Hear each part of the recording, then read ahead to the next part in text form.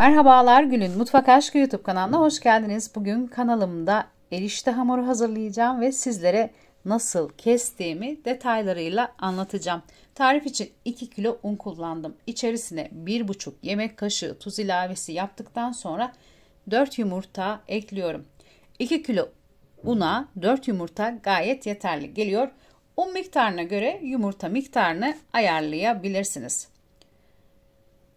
Yumurtayı ekledikten sonra biraz yoğuruyorum. Oda sıcaklığındaki 5 su bardağı suyu kontrollü bir şekilde ekliyorum. Unun kalitesine göre eklediğiniz su miktarı farklılık gösterebilir. Ben kullandığım un markasını tarifin açıklama kısmında belirteceğim. 5 su bardağı suyu ekledim. Hamurun içerisine gayet sert, yoğun bir hamur oldu. Zor yoğrulan bir hamur oldu. Gördüğünüz gibi sofranın üstüne aldım hamuru, tekrardan iyice bastırarak yoğuruyorum. Hamuru yoğurup ara ara bekleteceğim. Hem daha güzel yoğrulsun ve daha güzel sonrasında açılsın diye. Gördüğünüz gibi hamuru yoğurdum. Yarım saat yoğurduğum hamuru bekleteceğim. Bir poşet içerisine alıyorum ve hamuru yarım saat bekletiyorum. Beklettiğim hamuru tekrar çıkarttım. Kestim ve tekrar yoğuruyorum. Söylediğim gibi sert bir hamur, makarna hamuru sert olur. Sonrasında piştiği zaman erimesin diye sizler de ne kadar sert yoğurursanız o kadar güzel bir erişte elde edersiniz piştikten sonra.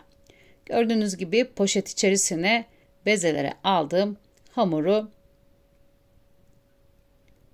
ekliyorum.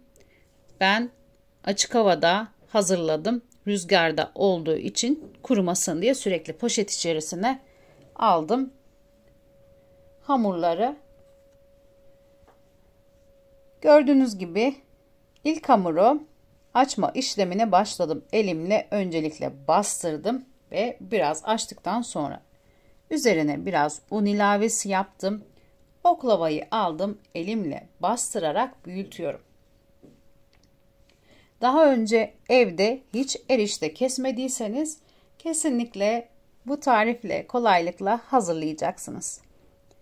Sadece biraz aşamalı bir video. Evet, uzun bir video oldu. Bazen sıkılabiliyorsunuz.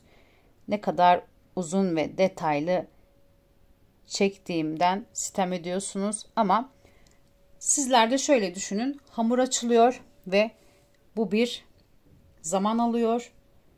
Hemen olup bitecek bir şey değil. Düşünün bu kısalmış hali videonun. Tekrardan hamuru açıyorum. Ben sizlere aşamaları göstermezsem tam tarifi nasıl anlayabilirsiniz diye düşünüyorum ve tüm detaylarını göstermeye çalışıyorum. Umarım sıkılmadan izler, videoyu da beğenirsiniz. Gördüğünüz gibi tekrardan çok fazla un kullanmadan açıyorum ve açtığım hamurları eski bir tepsinin içerisine aldım. Börek tepsisinin içerisine aldım. Ocak üzerinde orta ateşte çevirerek alt tarafını pişireceğim. Genelde sacda bu şekilde biraz pişirilir. Hamur keserken kolaylık olsun diye ben evde gördüğünüz gibi kendi evimde hazırlamadığım için saç yoktu ve fırın tepsisinde hazırladım. Gayet pratik oluyor ve her seferinde aynı şekilde orta ateşte çevirerek alt tarafını pişirdim. Sanki bir saç üzerinde kurutmuş gibi aralarına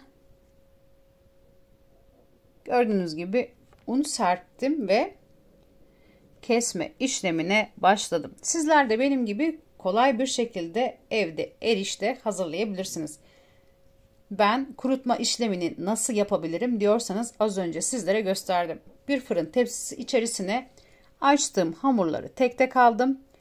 Ocağın üzerine koydum ve orta ateşte çevirerek birazcık pişirdim. Biraz pişirmemin sebebi de gördüğünüz gibi bu kıvamı alsın, kesmek zorluk olmasın diye. Gördüğünüz gibi büyüklüğünü ayarlayarak erişteyi keseceğim.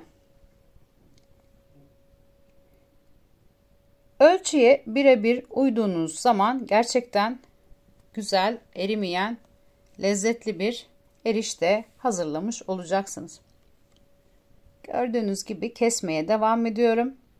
Hepsi aynı boyutta olsun diye kenar kısımlarını da sonrasında küçük küçük keseceğim. Kenar kısımlarını da israf etmeyeceğim. Küçük hamurlar keseceğim. Kenar kısımlarından da kenara ayırdım. Uç kısımlarını ve kesme işlemine başladım. Erişte keserken hamuru açtınız ve gördüğünüz gibi şeritlere ayırdınız. Hamuru en önemli şey keskin bir bıçak. Keskin bir bıçakla erişteyi çok güzel bir şekilde kesebilirsiniz. Gördüğünüz gibi 2 kilo undan hazırladığım erişte kenar kısımlarında annem diğer tarafta küçük küçük hamurlar kesiyor.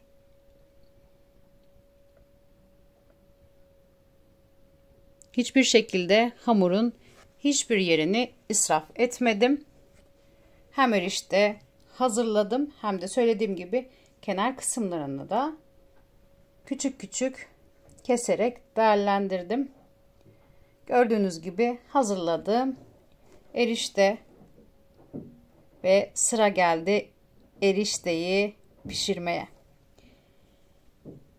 Kaynayan suyun içerisine 1 yemek kaşığı kaya tuzu ilave ettikten sonra içerisine hazırladığım erişteyi aldım. Söylediğim gibi kesinlikle ne eriyor ne de görüntüsünden bir şey kaybediyor. Siz de tarife birebir uyduğunuzda hem de çok un atmadığım için açarken ve arasına keserken suyun içi de böyle un lapa bir şekil olmadı. Gördüğünüz gibi 1 yemek kaşığı tereyağı, 6 yemek kaşığı kadar sıvı yağ tava içerisine aldım. Tereyağı eridikten sonra süzdüğüm makarnayı tencere içerisine alıyorum. İnanılmaz lezzetli bir makarna tarifi oldu. Sizler de hazırladığınızda göreceksiniz. Evde hazırlayabileceğiniz en lezzetli makarnalardan birisi.